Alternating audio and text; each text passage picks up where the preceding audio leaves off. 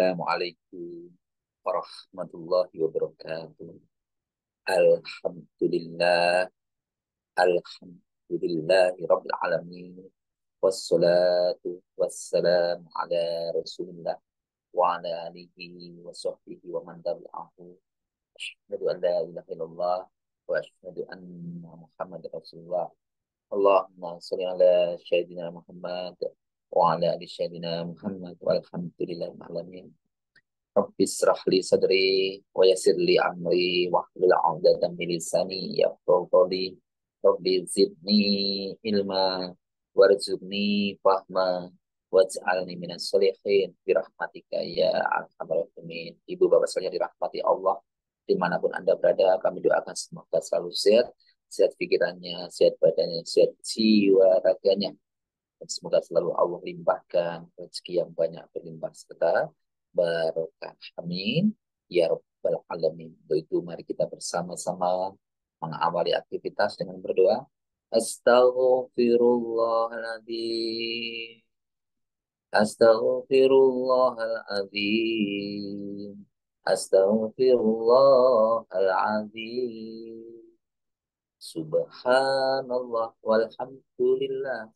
ولا إله إلا الله والله أكبر ولا حول ولا قوة إلا بالله العلي العظيم سبحان الله والحمد لله ولا إله إلا الله والله أكبر ولا حول ولا قوة إلا بالله العلي العظيم سبحان الله والحمد لله ولا إله إلا الله والله أكبر ولا حول ولا قوة إلا بالله العلي العظيم لا إله إلا الله وحده لا شريك له له الملك وله الحمد وهو على كل شيء قدير اللهم فقهنا في الدين ولنا تكفين اللهم فقهنا في الدين ولنا تكفين Allahumma faqihna fiddin walimna at-tawfil. Ya, kita sambut kesuksesan, kita siapkan diri kita sukses dengan mindset sukses. Allahu Akbar, Allahu Akbar, Allahu Akbar, Allahu Akbar.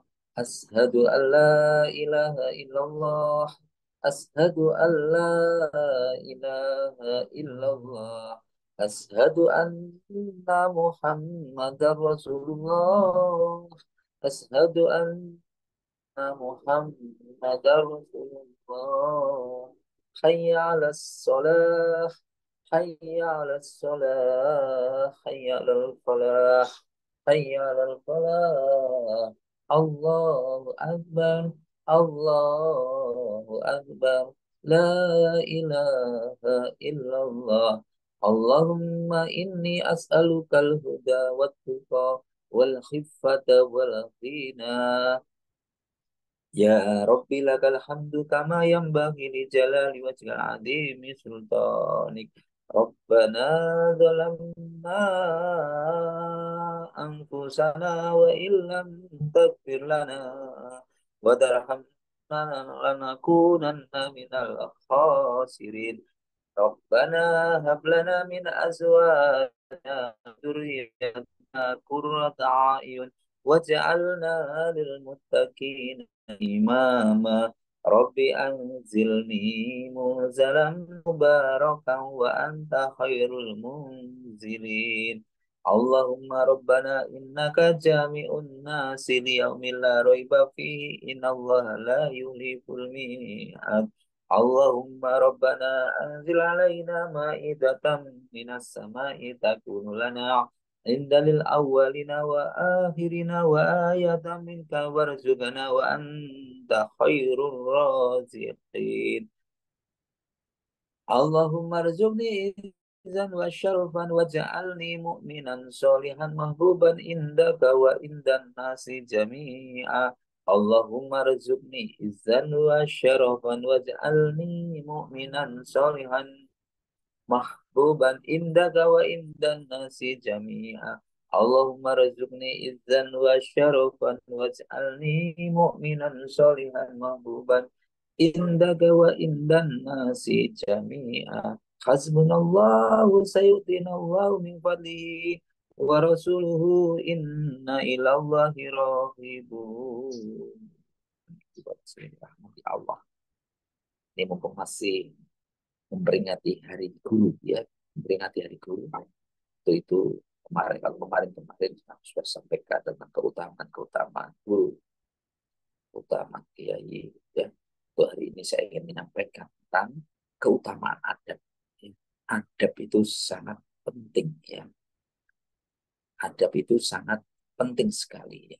Adab seseorang merupakan petunjuk kebahagiaan dan kesuksesan. Jadi adab, kalau kita ingin tahu kesuksesan atau tidak seseorang, bisa dilihat dari adabnya. Maka adab seseorang merupakan alamat kebahagiaan dan kesuksesan. Dan sedikitnya adab adalah alamat kesengsaraan dan kebinasaan. Kalau adabnya kurang baik, adabnya tidak bagus, maka ini merupakan alamat, merupakan petunjuk suatu saat akan terdapat kesengsaraan atau kebinasaan. Naudzubillah min dari. Maka tidaklah suatu kebaikan di dunia dan kehidupan di akhirat diperoleh, atau tidaklah kebaikan di dunia maupun kebaikan di akhirat itu diperoleh seperti itu, dengan memperbaiki adab. Dan tidaklah sebab terhalangnya kebaikan dunia dan akhirat disebabkan juga adab. Jadi adab ini memiliki pengaruh yang sangat besar, baik kebahagiaan di dunia maupun kebahagiaan hidup di akhirat. Sebagaimana menurut Yusuf bin Husain itu berkata, dengan adab engkau akan dapat memahami ilmu. Jadi kalau kita itu pengen paham tentang ilmu, maka milikilah adab. Kalau kita pengen menguasai ilmu, maka perhatikanlah adab kita di dalam menuntut ilmu. Maka para para ulama salaf biasanya dulu di dalam belajar ini yang utama yang mereka perhatikan dulu, yaitu sebelum belajar ilmu, yaitu belajar adab dulu. Menurut Muhammad bin Sirin juga berkata, itu dahulu mereka para salaf belajar adab atau belajar akhlak. Jadi sebelum belajar yang lain-lain, yang pertama yaitu belajar tentang akhlak dulu sebelum belajar tentang ilmu. Ya. Sopan santun, etika, tata krama, ya artinya belajar tentang kedisiplinan, belajar tentang memahami, mengerti, mengendalikan diri. Ini terus ini yang ditekankan dulu. Tekankan dulu tentang adab ini dulu. Karena posisi adab lebih tinggi daripada ilmu. Artinya sebelum kita belajar ilmu, yang kita dulukan yaitu belajar adab. Ya. Bahkan menurut Malik bin Anas itu juga pernah berkata, ya, kepada seorang pemuda Quraisy, wahai anak seorang saudaraku, belajarlah adab sebelum belajar ilmu. Ya. Ini, jadi Anas bin Malik ini berkata kepada pemuda Quraisy itu menyampaikan juga demikian, anak saudaraku, belajarlah adab sebelum belajar ilmu. Jadi ini pentingnya kita untuk memperhatikan adab kita sebelum kita belajar tentang ilmu, ya, sesuatu ilmu. Menurut Syekh Soleh Al-Usaimi, ini juga ya, Syekh Soleh Al-Usaimi ini juga berkata, sesungguhnya kebanyakan penuntut ilmu pada zaman ini terhalang dari ilmunya. Ya, jadi saat ini itu kenapa penuntut ilmu terhalang dari ilmunya? Disebabkan karena yaitu yang ditekankan ini, yaitu karena menyia-nyiakan adab, ya, tidak memperhatikan adab. Nanti kita belajar apa itu adab, kan begitu ya. Apa saja yang kita sia-siakan itu. Jadi inilah yang menyebabkan sekarang ini kenapa penuntut ilmu itu tidak berhasil, tidak sukses, karena para penuntut ilmu, para pelajar, para santri, para siswa itu menyia-nyiakan adab. Dan Syekh Soleh Al Husaini juga berkata, ilmu hanyalah layak untuk orang yang beradab. Karena dengan adab, ilmu ada ilmu pada dirinya. Ya, saat pelajaran bersama guru, sahabatnya ya, jadi karena dengan adab ilmu akan hanya dengan adab maka ilmu akan bersama di dirinya. Maka mari kita perhatikan apa yang perlu kita perhatikan ada di dalam menuntut ilmu. Yang pertama yaitu kita harus memiliki niat yang ikhlas di dalam menuntut ilmu semata-mata hanya mengharapkan uh, kita niatkan kepada Allah Subhanahu wa taala, mengharapkan ridho dari Allah Subhanahu wa taala.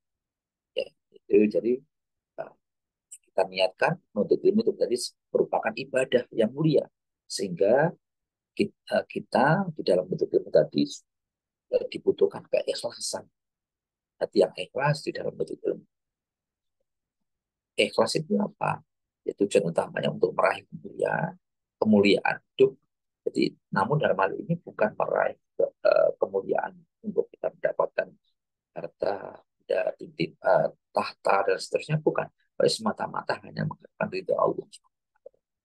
Menurut Imam Ahmad, rahimahullah, Imam Ahmad berkata, itu ilmu merupakan sesuatu yang tidak tertandingi bagi yang benar dalam niatnya. Jadi itu ya. Sekali lagi, ilmu merupakan sesuatu yang tidak tertandingi bagi yang benar dalam. Jadi kalau kita tuh memiliki niat yang benar di dalam bentuk ilmu, maka ilmu tadi menjadi sesuatu yang tidak tertandingi. Bahkan Imam Ahmad juga berkata, niat yang benar, bagaimana niat yang benar, wahai Abu Bakar? Ya, beliau menjawab, yaitu niatkan untuk mengangkat kebodohan. Jadi niatkannya apa? Ya, diniatkan sekarang supaya kita tidak menjadi orang yang bodoh untuk diri kita sendiri dan diniatkan kita untuk mengajarkan kepada orang lain. Ya, diniatkan demikian. Jadi kemuliaan ilmu tadi akan hilang. Kemuliaan ilmu tadi akan hilang, bahkan akan tidak nilainya jika niatnya tidak ikhlas. Hilangnya keikhlasan. Maka niat yang ikhlas ini menjadi suatu kunci menjadi mulianya. Menjadi mulianya ilmu, mulianya kita betul-betul karena niat yang ikhlas tadi. Maka aktivitasnya mungkin sama, yang kita belajarnya sama, cuman karena hanya beda niat saja menjadi mulia dan uh, menjadi mudah. Jadi kita jaga niat kita semata-mata untuk apa? Mengangkat kebodohan dalam diri kita. Ya, kebodohan. Selanjutnya Rasulullah SAW juga bersabda tentang masalah ilmu ini ya, tentang adab dan ilmu tadi. Barang siapa yang menuntut ilmu syar'i, ilmu kebenaran dan hak, yang semestinya ia lakukan untuk mencari wajah Allah dengan ikhlas, untuk mencari ridho Allah yang ikhlas. Namun ia tidak melakukannya, melainkan untuk mencari keuntungan duniawi, maka ia tidak akan mendapatkan harumnya aroma surga pada hari kiamat. Hadis riwayat. Mestinya di dalam kita menuntut ilmu itu terus kita niatkan ilmu syar'i, harus kita niatkan untuk mencari wajah Allah dengan niat yang ikhlas, untuk mencari ridho Allah dengan yang ikhlas.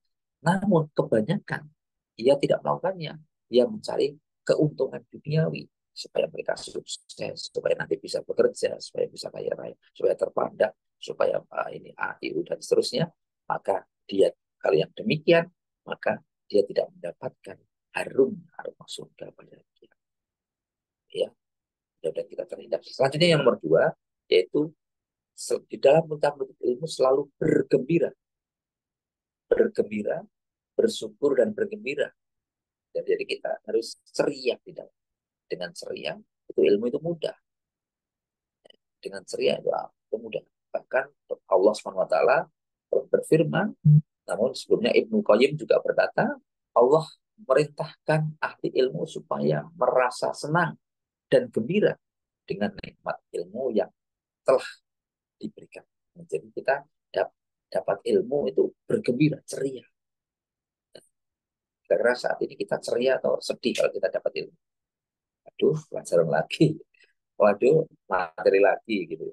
Waduh, gitu kita kadang-kadang tidak bergembira, tidak bersyukur, mengeluh. Nah, ini hati-hati ya, kalau sekalian. Harusnya kita itu bergembira dan bersyukur, mengabarkan. Dan ilmu itu lebih baik daripada apapun yang dikumpulkan oleh manusia. Dan ilmu itu lebih baik dari apapun yang dikumpulkan manusia. Yang dikumpulkan manusia apa? Emas, berlian, itu semua. Itu lebih berharga ilmu daripada itu yang dikumpulkan manusia. Lebih berharga ilmu daripada mobil, daripada motor. Ya itu ya, daripada rumah. Ini, ya, ini luar biasa. Ya. Maka ini di Allah SWT berfirman dalam Quran surat Yunus ayat 58 yang maknanya katakanlah dengan karunia Allah dan rahmatnya. Tidaklah dengan itu mereka bergembira. Karunia dan rahmatnya itu adalah lebih baik daripada apa yang mereka kumpulkan. Ya. Quran surat Yunus ayat 58. Maka dengan karunia Allah, karunia Allah ya, ilmu yang kita sekali yaitu iman, ilmu yang kita yakini dengan iman, sedangkan rahmatnya yang kayak Al-Quran, iman dan Al-Quran itu semua ilmu tadi adalah ilmu yang bermanfaat dan yang kita amalkan jadi amal soleh itu ya, itu lebih baik daripada apapun yang dikumpulkan oleh manusia, harta benda dan ya. Selanjutnya nomor 3 yaitu selalu berdoa. Selalu berdoa kepada Allah. Dalam kita menuntut ilmu itu selalu berdoa agar kita dimudahkan di dalam menuntut ilmu dan semoga ilmu yang kita dapatkan ini menjadi ilmu yang barokah, yang bermanfaat dan barokah. Begitu ya. Kita selalu berdoa. Makanya ada doa kan, ada doanya. Doanya yaitu Allahumma inni as'aluka ilman nafi'a wa rizqan thayyiba wa amalan mutaqabbala. Ya Allah, sesungguhnya aku memohon kepadamu ilmu yang bermanfaat, rezeki yang baik, dan amalan yang diterima. Makanya tadi setiap mengawali ini saya selalu berdoa. Allahumma, mari kita bersama-sama berdoa. Allahumma inni as'aluka ilman nafi'ah wa rizqan thayyiba wa amalan mutaqab wa amalan mutaqabbala. Ya, ya Allah, sesungguhnya jadi dengan penuh pengharapan. Ya Allah, yang dengan penuh kekhusyukan, penuh penghayatan. Ya Allah, sesungguhnya aku memohon kepadamu ilmu yang bermanfaat. Jadi yang pertama ilmu dulu, kemudian rezeki yang baik, rezeki bukan yang banyak, yang baik, dan amalan yang diterima. Jadi amalan yang diterima. Baik, jadi kita selalu berdoa, sungguh-sungguh berdoa di dalam agar ilmu yang kita dapatkan tadi bermanfaat, diterima dan bermanfaat. Selanjutnya yang keempat yaitu bersungguh-sungguh dalam menuntut ilmu. Kalau tadi senang, senang, habis itu berdoa, sekarang itu bersungguh-sungguh dalam menuntut ilmu. Ya. Jadi sungguh-sungguh, sungguh-sungguh itu ya, sungguh-sungguh ya, akan menyerah. Karena untuk mendapatkan ilmu kita dibutuhkan kesungguhan. Tanpa kesungguhan di dalam menuntut ilmu kita tidak akan dapat, gitu ya. Sebagaimana sebagaimana uh, Rasulullah SAW bersabda dalam hadis Baihaqi, barang siapa yang semangat pada awalnya maka akan cerah pada akhirnya.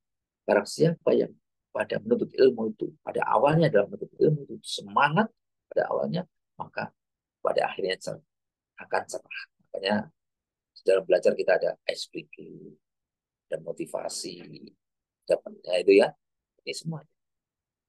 Rasulullah juga bersabda, dua orang yang rakus dan tidak akan pernah kenyang, yaitu yang pertama, yaitu orang yang rakus terhadap ilmu. Rakus terhadap ilmu tidak akan pernah kenyang. Dan tidak pernah kenyang dengan, ya, yaitu orang yang rakus dengan ilmu, maka dia terus semakin belajar, dia semakin kurang memahami, ternyata dirinya semakin banyak yang belum dikuasai. Dan yang kedua yaitu rakus terhadap urusan dunia, harta benda, ya, rakus terhadap dunia dan itu tidak akan kenyang, nyari lagi, nyari lagi, nyari lagi. Tapi kalau rakus dengan ilmu dia menikmati, rakus dengan dunia tadi belum betul menikmati, kurang lagi, ya, karena dengan ilmu bertambah iman, bertambah takwa, bertambah sabar, bertambah taat. Kalau rakus terhadap dunia, dia eh, kadang-kadang malah menghalalkan berbagai macam cara yang berbahaya. Bahaya nomor dua ini. Yang boleh hanya nomor satu, rakus terhadap ilmu. Maka Imam Syafi'i juga berpesan dalam sebuah syair sesuai dengan kadar kesungguhannya. Jadi kita mendapatkan ilmu itu, apapun yang kita dapatkan ilmu itu sesuai dengan kadar kesungguhannya atau kadar kelebihan akan diperoleh perkara mulia. Sesuai dengan kadar keletihannya, kesungguhannya, maka akan diperoleh perkara yang mulia. Gitu ya. Barang siapa yang mencari kemuliaan akan bergadang pada malam hari. Barang siapa mencari kemuliaan akan bergadang pada malam harinya. Ini apa? Yang membaca buku, membaca Al-Quran, sholat malam. Kalau ingin mulia, diangkat derajatnya oleh Allah SWT. Ya, ya, bergadang tengah malamnya yang positif, bukan ngafe di kopi, lelean, atau main game ya. Kemudian barang siapa yang menginginkan sesuatu yang tinggi tanpa kerja keras, maka dia telah menyia-nyiakan umurnya dalam mencari sesuatu yang mustahil, yang mustahil. Dia ingin sukses, tapi dia tidak ingin kerja keras, maka dia telah menyia-nyiakan umurnya. Ingin sukses, tapi tidak mau dia mau sukses tapi berpangku tangan, mau sukses tidak kerja keras, mau sukses nggak tahu bangun tengah malam, sesuatu yang mustahil. Gitu. Engkau yang menginginkan kemuliaan, sedangkan engkau banyak tidur pada malam harinya. Nah ini, engkau pengen mulia hidupmu, tapi malas sholat malam. Orang yang mencari mutiara pun bersusah payah menyelami laut. Ya, tingginya kedudukan sesuai dengan kadar hikmah, cita-cita yang tinggi. Tingginya kedudukan sesuai dengan kadar hikmah. Ya, jadi dia memikirkan yang tinggi atau cita-citanya. Kemudian kemuliaan seseorang terdapat pada bergadangnya pada malam harinya. Apakah digunakan untuk nonton YouTube yang tidak ada gunanya, game yang tidak ada gunanya, atau di tengah malam, yaitu untuk bangun uh, sholat malam, membaca kitab suci Al-Quran. Ini kadarnya demikian. Tentu itu beda, tidak sama. Maka selanjutnya nomor 5, Bapak Ibu Allah, kalau kita adab yang perlu diperhatikan yaitu menjauhkan diri dari dosa dan maksiat. Kenapa? Karena ilmu adalah cahaya, sedangkan maksiat adalah kegelapan. Yang memadamkan cahaya ilmu adalah kegelapan. Maka Imam Syafi'i juga berkata, yang maknanya, aku pernah mengadukan kepada Waki tentang jeleknya hafalanku. Jadi Imam Syafi'i ini mengadu kepada gurunya, kepada Waki tentang jeleknya hafalanku. Lalu Waki menunjukiku untuk meninggalkan maksiat. Kemudian beliau memberitahukan kepadaku bahwa ilmu adalah cahaya dan cahaya Allah ialah tidaklah ya mungkin diberikan kepada ahli maksiat. Dalam kitab An-Natut Libin, ya, Padahal Bapak Ibu sekalian yang dirahmati Allah, Imam Syafi'i ini memiliki hafalan yang luar biasa. Bagaimana luar biasa? Beliau aku telah menghafalkan Al-Quran ketika umur 7 tahun. Dan pada usia 10 tahun juga apa itu telah menghafalkan kitab Muwatta ya, umur 10 tahun. Ketika usia 15 tahun sudah berfaham. Ya, jadi 7 tahun sudah hafal Al-Quran. Itu katanya dia hafalannya jelek. Lalu kalau kita ini malah parah luar biasa, sangat-sangat jelek saya. Jadi ya, ya kalau kita belajar ya kalau itu sebenarnya. Jadi kita makanya kita sangat jauh, terlalu banyak dosa. Nomor 6, selanjutnya di Allah yang menghalangi ilmu yaitu malu dan sombong. Jadi kalau kita pengen mendapatkan ilmu, jangan malu. Tidak boleh malu dan tidak boleh sombong. Kenapa?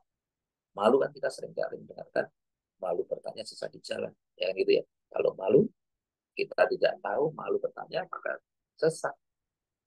Maka tidak bisa menyelesaikan pelajarannya. Tidak tahu. Ya. Sedangkan sombong, ibarat sombong itu orang yang merasa tinggi, orang yang merasa bisa, orang yang merasa tinggi. Mari diibaratkan ilmu itu mengalir dari dataran tinggi ke rendah. Kalau sombong itu ya mana mungkin air mengalir dari dataran rendah ke tinggi. Yang ada itu dataran tinggi ke rendah, maka rendahkan diri kita. Jangan jadi orang yang sombong.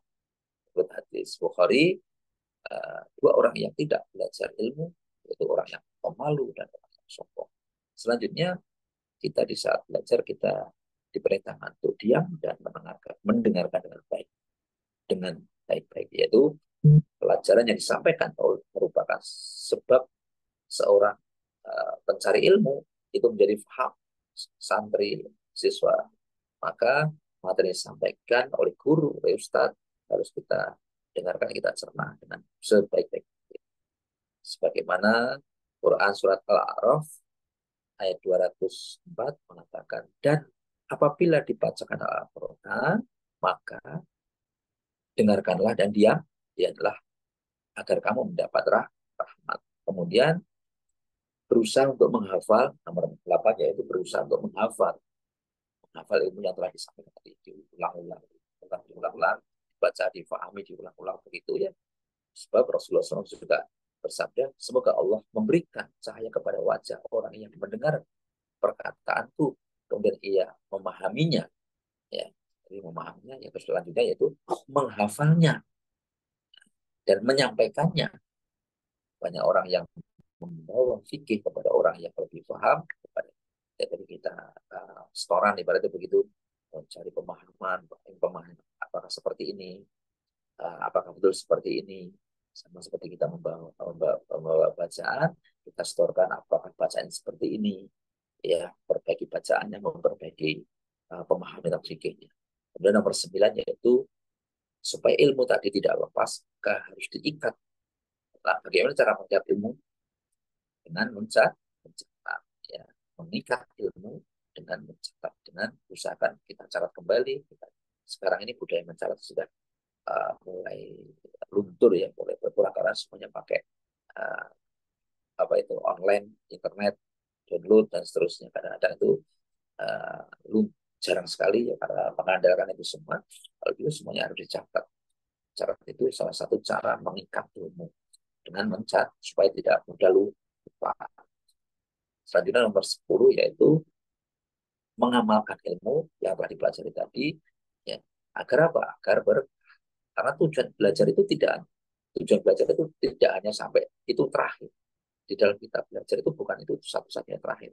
Maka tujuan kita belajar yaitu tidak hanya sekedar bisa, tidak hanya sekedar memahami, tapi harus diamalkan. Maka Rasulullah SAW juga bersabda, perumpamaan seorang alim yang mengajarkan kebaikan kepada manusia, kemudian ia melupakan dirinya untuk mengamalkan ilmunya, adalah seperti lampu lilin yang menerangi manusia namun membakar dirinya sendiri. Hadis kata berani. Makanya nanti kita kenapa membakar dirinya? Karena semua akan diminta pertanggungjawaban. Ya, ilmu ini kita pelajari, maka Semoga kita semangat dalam bentuk ilmu, kita perhatikan adabnya, kita perhatikan dulu, dan kita belajar, memahami, mendengarkan, memahami, mengamalkan, dan seterusnya. Semoga ilmu yang kita dapatkan menjadi ilmu yang barokah. Semua kebenaran datang dari Allah, dan semua kesalahan dari saya pribadi. Kita memperhatikan dengan tawadhu.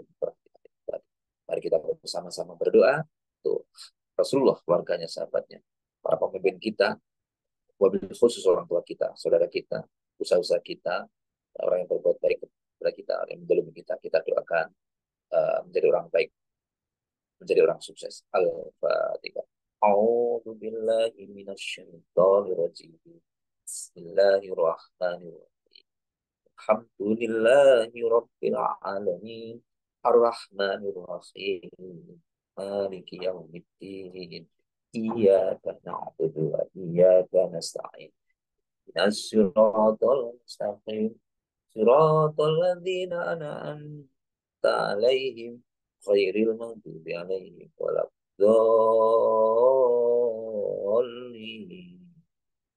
Amin.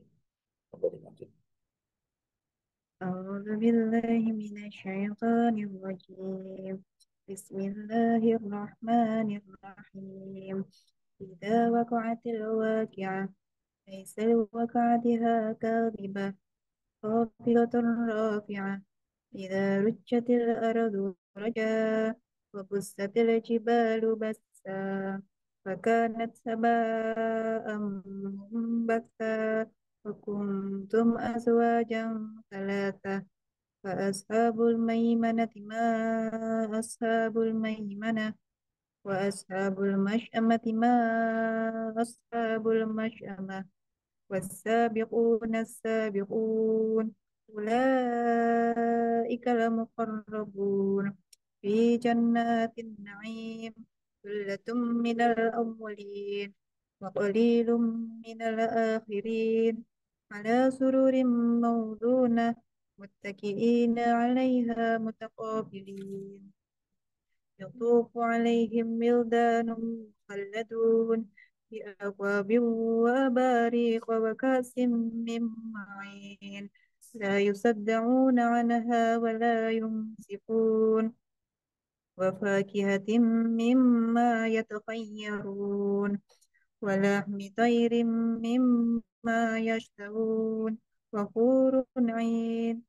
كأمثال اللؤلؤ المكنون جزاء بما كانوا يعملون لا يسمعون فيها لغوا ولا تأثيما إلا قيلا سلاما سلاما وأصحاب اليمين ما أصحاب اليمين في سدر مخضود وظلح ممدود وذل ممدود وماء مسكوب وفاكهة كثيرة لا مقطوعة ولا ممنوعة وفرش مرفوعة إنا أنشأناهن إنشاء وجعلناهن أبكارا عربا أضرابا لأصحاب اليمين ثلة من الأولين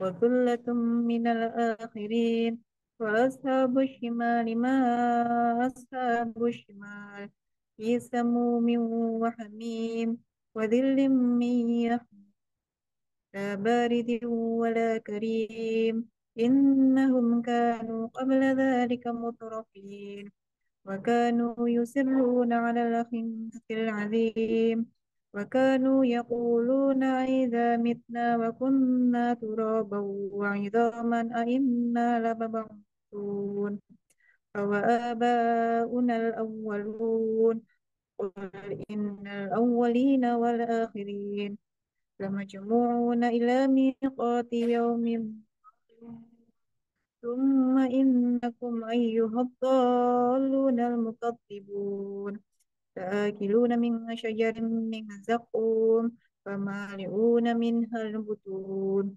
فشاربون عليه من الحميم وشاربون شرب الهيم هذا نزلهم يوم الدين نحن خلقناكم فلولا تصدقون أفرأيتم ما تمنون أأنتم تخلقونه أم نحن الخالقون نحن قدرنا بينكم الموت وما نحن مسبوقين على أن نبدل أمثالكم وننشئكم فيما لا تعلمون ولقد علمتم النشأة الأولى فلولا تذكرون أفرأيتم ما تحرثون أأنتم تزرعونه أم نحن الزارعون لو نشاء لجعلناه حطاما فظلتم تفكهون إنا لمغرمون بل نحن محرومون أفرأيتم الماء الذي تشربون أأنتم أنزلتموه من الغصن أم نحن المنزلون لو نشاء جعلناه أجاجا فلولا تشكرون أفرأيتم النار التي تورون أأنتم أنشأتم شجرتها أم نحن المنشئون نحن جعلناها تذكرة ومتاعا للمقوين فسبح باسم ربك العظيم فلا أقسم بمواقع النجوم وإنه لقسم لو تعلمون عظيم إنه لقرآن كريم في كتاب مكنون لا يمسه إلا المطهرون تنزيل من رب العالمين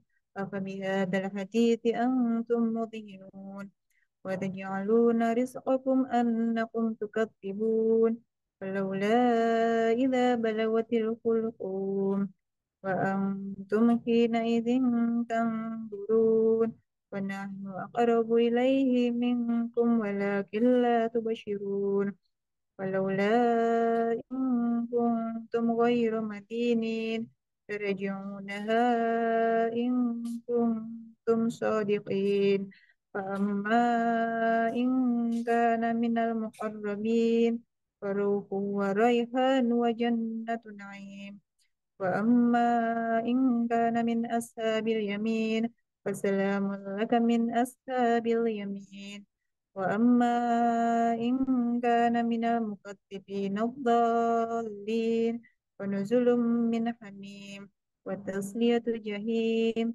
إن هذا لهو حق اليقين فسبح باسم ربك العظيم صدق الله العظيم